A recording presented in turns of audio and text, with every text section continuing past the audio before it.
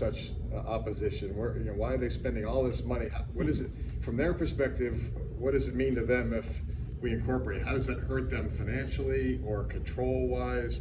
And also, how would it, somebody like my mom, how does it affect her as a homeowner, one way or the other, financially and quality of living? Yeah, so I mean, that's a question we get all the time, right? So why did you spend all this money on big billboards all over the community? Right. Why are these other PACs, spending a tremendous amount of money messaging us? I think somebody sent me a text, they got 3 mail pieces in the mail today, I got a big postcard, yeah. all saying different things, annexation, right? That's their big message. We've never said this is about annexation. Right. That is a smokescreen distraction tool of the people who do not want to incorporate by trying to say, look, here's an issue that no longer exists. Well, we never said it was an issue today. We have a contract with Houston and Conroe that basically averts annexation until 2057. Mm-hmm. So that isn't a driving reason for us to do this. Our starting point was Woodlands Parkway extension and the untold amount of traffic that 6-mile connector to Highway 249 was going to bring through our community.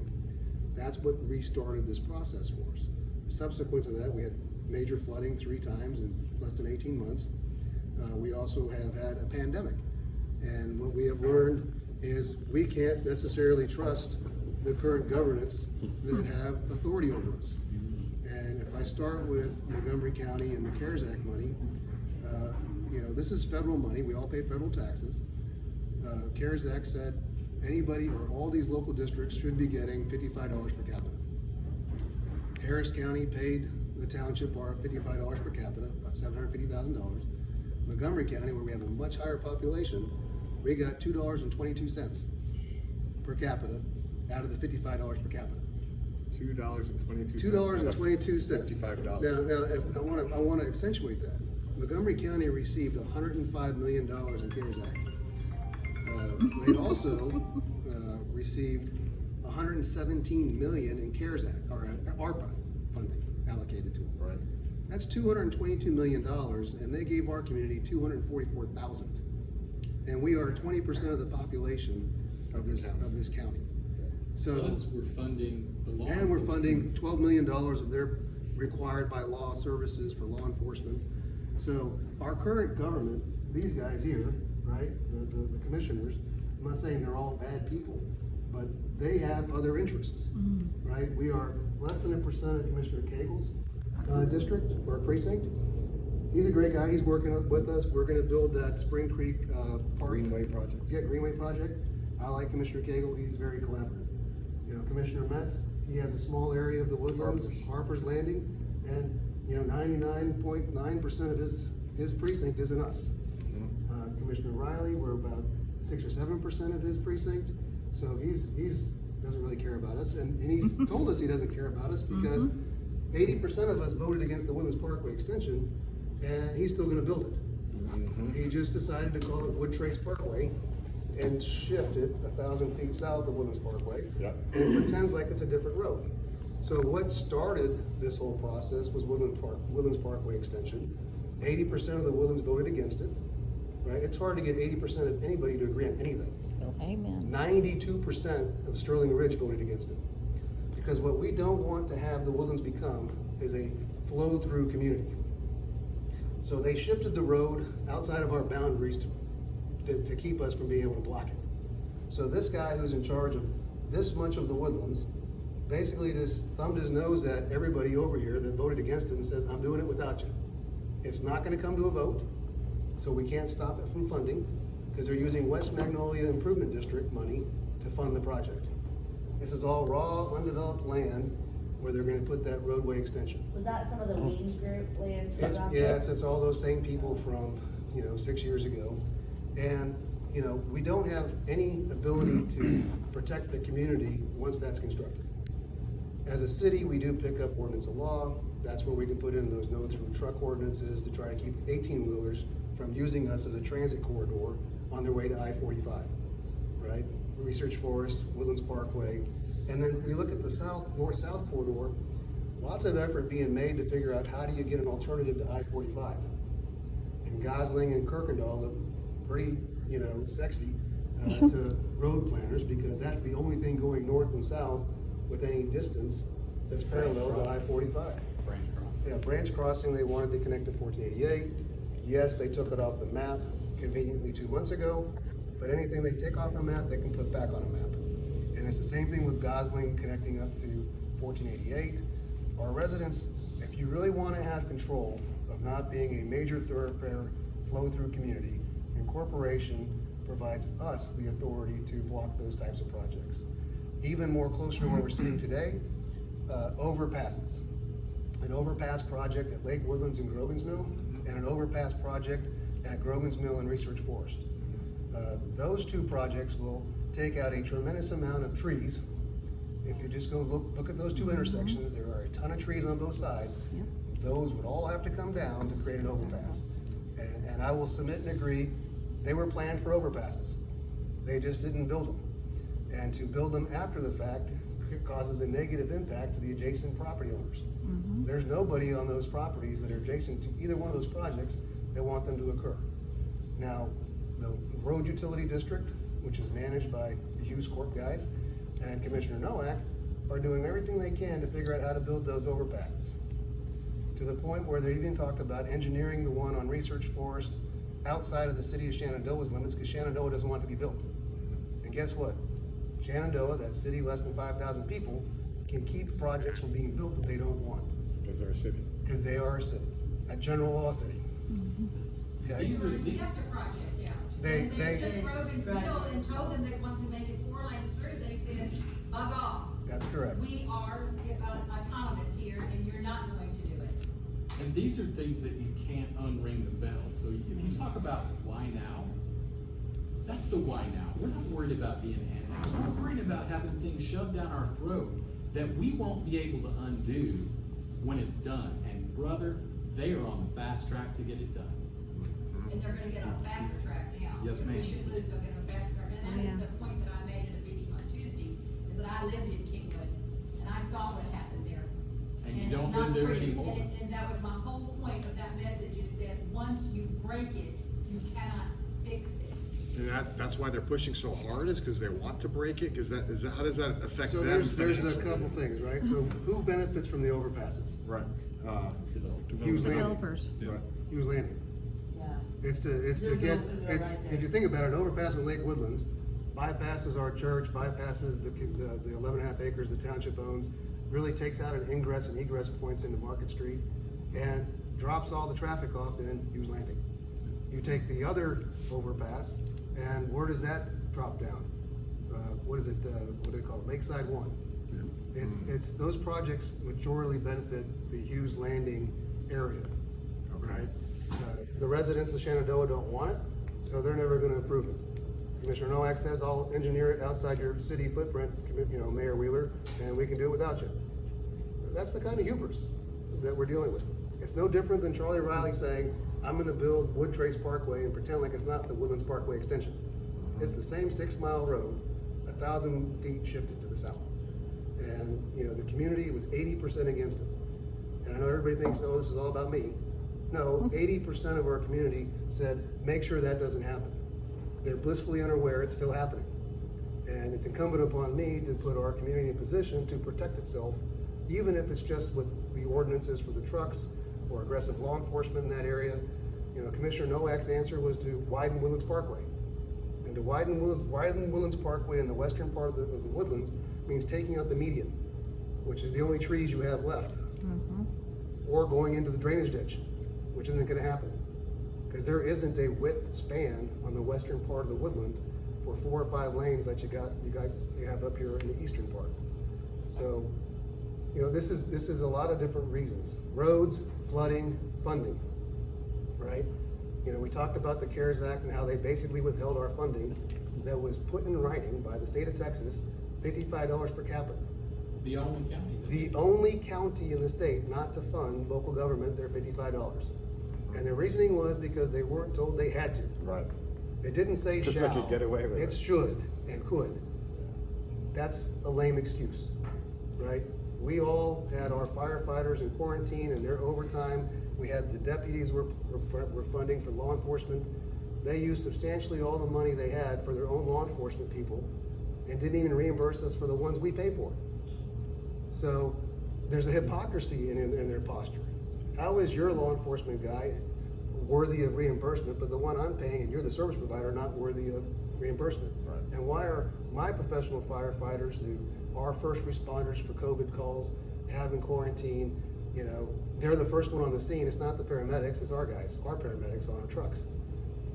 Why is our Woodlands being treated like we do not exist? And then when it came to the ARPA funding, that was up to $30 million. You know, half of it this year, half of it next year. We've already gone through the comment period, Treasury. We're in the appeals process today. And the actual response we got in August from Treasury was, you're not getting money because you're not incorporated. And that money was to help reimburse the community for our lost revenues from shutting down the economy. We lost about $14 million in revenue as a community last year from sales tax and hotel tax dropping down because we shut everything down. A portion of those funds can be used for water projects, flood mitigation, other things like that. What happens if we incorporate now? Can we get some of that money? Well, so we're in appeals process. I'm not gonna lie and tell anybody that if we incorporate it, boom, magic happens and $30 million shows up. But it is the only reason in writing Treasury has given us for not being funded. And there is funding in this calendar year, half of it this year, and half of it in 2022. So I know people are asking, why did we advance it to this year? This was gonna be a ballot initiative last year. So we delayed it, you know, because of COVID, and that was the right thing to do. And then as we were catching up and rebooting everything this year, and we hit the snag with the $30 million of ARPA funding, that money won't be available once the calendar year cycles. So we have an opportunity as a community to change our status for the right reasons, to protect our roads, to get better access to flood mitigation, to be more in control of our future and our destiny, and potentially there's money there that we can pick up from the American Rescue Plan Act. Either the whole 30 million or at least 2022's portion. I don't guarantee that either of those occur, but it's the only thing we've had in writing telling us no. Are there any egregious tentacles to that money? If you take the money, you've got a, And that's the funniest comment. No, I appreciate the comment. I've had everybody telling me, oh no, we shouldn't take federal money because it comes with strings. yeah. Okay, the people that are putting that out there, they got $222 million. Yeah, right. I haven't heard a single soul who is anti-incorporation criticize any of the cities in Montgomery County itself, or the state of Texas for accepting CARES Act funds or ARPA Act funds. It seems like the only place on the planet where it's okay to get screwed is in the Woodlands, Texas. Because we are getting zero. That's a good segue into the tax abatements and stuff that somebody asked about, you know, motivations. Yeah, so you're asking about the other stuff. Why do developers not want us to incorporate? Is it franchise fees? Is it future profits? Because they can develop more profitably than we would like them to for the long run of our community. So there's a couple things. We don't know how their access fee contracts read. So they may lose money. They said it's gonna end with Comcast in like a couple of years or something. So we don't have purview to their contracts. Those contracts could say if we incorporate that they start paying the city and they stop paying them. We don't know. All right, they're spending a Isn't that whole lot what of money. Comcast said? They're spending a whole lot of money. What's that? Isn't that what Comcast said? I heard, well, Comcast will pay the city and they will not make it an additional cost to our residents. So It's in we have writing. that in writing. Where Comcast is currently paying the developers $1 million+ a year. right. And For access. if we become a city, they will pay us the franchise fee of $1 million a year, and they're not gonna make it a new expense to our residents. So Comcast has already confirmed that. Okay. The other $6 million of projected franchise fees, we don't know. That could be added to your bill, or could be not added to your bill. We know that the way I try to put it out there is, think about 1% tax on your energy bill, right? So if 1% of your energy bill is, you know, on average $50 a year, $100 a year, it depends on your energy consumption. That's what a franchise fee would be. It's like an extra 1% tax on your utility bill. Many of the telecoms that are out there bundled, right? So they have internet, cable, cellular, all in one bill, and they only have to pay off of the one billing. And many of them did these pricing points where they just bundled it all together. And so I don't know if that's why Comcast isn't making it additive, but we won't know until we're over there. But there's $6 million. If you do a per capita calc, that's $55 a person a year. That's what franchise fees represents in dollar amounts. Okay. But $6 million in revenues, probably worth spending $500,000 to make sure it doesn't happen. I think too, one of the things that, somebody pointed out to me the other day, I thought it was pretty graphic. When people have to be able to visualize what you're talking about.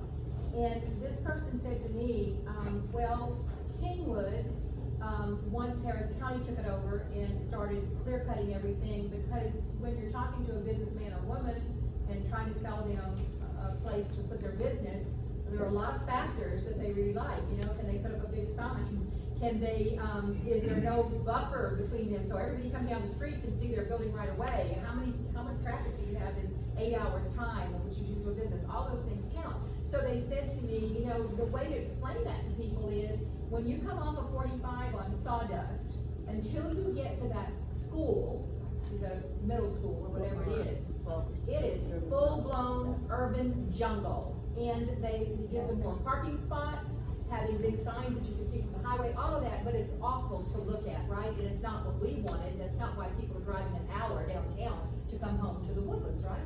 So they said, if you could just explain to people that the part in the back, which I think you said the commercial area that's left is all wholly owned by Howard Hughes, right? Yeah. So it gives them a lot more benefit to encourage people to put their businesses there, if they clear cut everything. And if they do it like, if you look at that portion of Sawdust Road, nobody wants that, right? That So one they in could- 1960. They could conceivably do that. That's what they did in Kingwood. That's exactly what they did. Because they got more parking spots, more visibility, they were able to put up bigger buildings, all in the same amount of space. And so that's a good visual for people. Is this what you want? Because they don't have to write their covenants till after they're finished. They can really do whatever they want. There's no control over that. The other thing I wanted to ask you was, clarify for me where we've gotten this idea that they could put up 8 apartment complexes. Now, I don't even remember where I heard that, but. Yeah, so the 8 apartment complexes that are in their plans, Oh, they're in the plans. yes. So. And how do you know that? Where are those plans? Where can we see Well, them? because we provide trash service to their apartment complexes, and as part of their provider of trash, we have to know when they're gonna be adding future, commercial, areas for us to service. Because we have to plan in our budget to cover the costs of those apartment complexes. So, our, environmental team, has been told that they have plans to build 8 more, apartment complexes. At about how many hundreds of? And that, I don't have the number of doors. Their own investor report, says they're gonna build more high density, living projects. Jim Carmen in one meeting will talk about having more, senior living facilities. And, and another comment would be, yes, there'll be more high-rise, expensive, apartment complexes built. The challenge we have with that as a community is our infrastructure really didn't contemplate all this density, right? People don't realize, but Hughes Landing was originally designated to be residential, okay? It wasn't supposed to be this major commercial area. That was supposed to be residential houses. Residential houses in that type of topography wouldn't generate the kind of traffic we're gonna get from major employment. I'm not against everything they're doing, I'm just pointing out a fact. They can change what they want to do, because to your point, all of our land has covenants on it, right? All of our properties are deed restricted, and their land that's raw is not. They have the unilateral ability to build whatever they want on their land. And With Houston's permission? Building they go to permit? Houston for the planning commission. Right. And most of what they got left is in the city of Houston's. ETJ. And that's where people are like, well, Houston doesn't have any control of us. Sure they do. So they just rubber stamp whatever Howard Hughes wants to do, right? None of us have ever voted for a single person on city council in Houston, right? And Houston will be the ones who approve their plans. Houston doesn't care what they build out here. Right. So they're gonna get More what they money, want. more taxes. Well, then we can see how well Harris County. Well, they don't get is run, taxes right? All of us in Montgomery would County. like to have that kind of government, wouldn't we? What's that? I said all of us can see how well Houston is run, right? Yeah. So And Wayne, they would get taxes if they annexed us at some point in time. Oh, So that's true. They actually do get taxes in Montgomery County. 1/16. We pay Houston 1/16 of 1 penny of our sales tax. In perpetuity. For 99 years. Okay.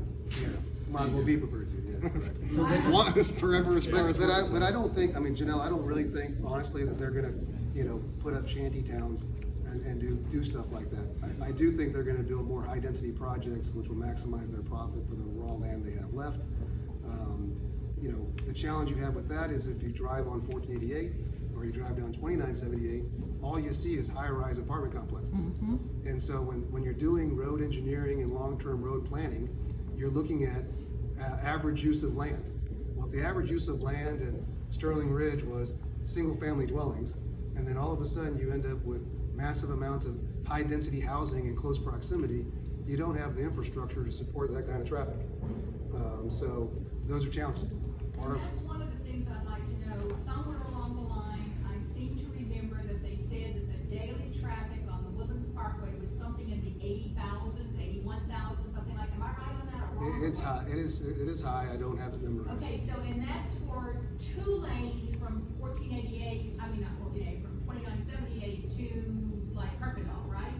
And then it opens up to 8 lanes. So I would like to know, if you open it up to 8 lanes, 6 to 8 lanes, they're gonna do 8 lanes for sure. How much more, if 2 lanes carry, or 4 lanes carry 81,000, how much more do you add in the way of traffic coming into our city? Can it double, triple? I don't know. Yeah, what we know is the studies, the traffic studies that were done in 2015 that set the alarm bells off, shows it fails the infrastructure from, 2978 probably all the way to Gosling. Now, there's been some enhancements that have been made since then, right? They widened part of Woodlands Parkway by the Kirkendall interchange. There's not enough width. To go. And I don't think the people that live in the Woodlands want our medians taken out so we can accommodate flow-through traffic from an area that one of our elected officials was told we didn't want. Yeah.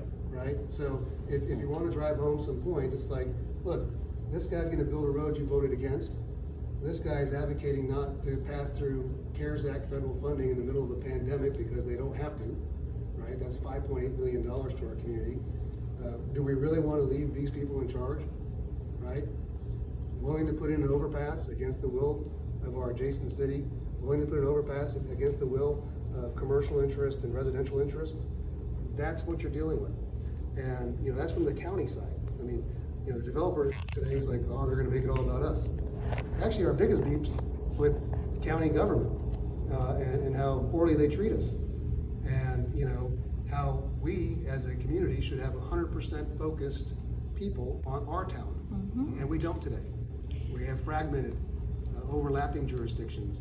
And yes, the developer has something to lose because they lose the unilateral ability to do whatever they want, because you'll have local city planning commission and planning and zoning opportunities that they wouldn't have to deal with. And that's what Paul Lang told me a couple of years ago. They don't want to deal with local planning. Makes it more challenging for them to develop the way they want to develop. Sure. That it can. Cuts in their profit. Yeah, bottom line. they're a for-profit company, Yeah. publicly traded. I don't fault them for their position. Yeah. I do fault them for using faulty information and misleading the community. I mean, it's been 3 weeks since we publicly refuted the data points that they've shared, and they're still using those data points. Not just them, but Preserve the Woodlands and others, are sharing misinformation that's been factually disputed, and it's not even questionable. I mean, the township's finances are audited. So, for them to continue to use misinformation is intentional now. Are they funding that PAC? Is that their? They're sharing the data points. There's a close alignment. That's why, I mean. Because if you look at one mailer and you look at the ad, they almost look the same. I mean, they have the same exact talking points. Things to make you go. Well, and the lady the older lady doing the commercial for Preserve the Woodlands, her daughter is one of the managers for Howard Hughes. That's right. And the younger girl is her daughter. That's correct. And it seems like when I keep looking at, what the county commissioners are doing, how they're setting policy, they're serving developers. That seems to be their core constituency, at least the decisions they're making. Well, if you look at their and Mike, I don't want you to leave unless I answer all your questions. Well, give them to your wife. Ah. I'm sure she'll, We can read that. So my question was on the overpass stuff. Yes. I've heard a lot about a tunnel. So this is how committed they were to doing something at Grogan's Mill and Research Forest. When we effectively, there was no town hall for that project.